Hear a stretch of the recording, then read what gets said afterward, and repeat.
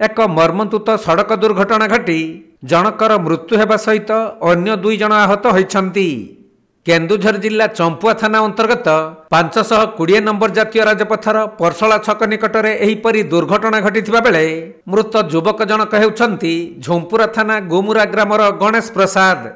मिलिथिबा सूचना अनुसार झोंपुरा थाना गुमुरा ग्रामर गणेश प्रसाद, सोमनाथ सरदार और परसला ग्रामर सत्यानंद गिरी 3 जन युवक एक बाइक जुगे रिमुलीरू परसला अभिमुखे जाउथिले।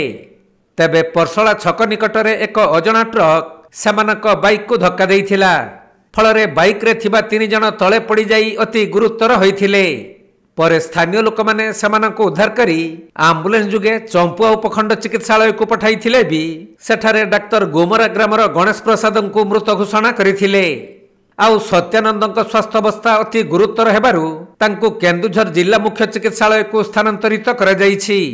सेपटे आहत सोमनाथ सरदार चिकित्सा चलिथिबा बेले चंपुआ पुलिस पहुंची घटनार तदंत आरंभ करिथिबा जଣା पड़िछि।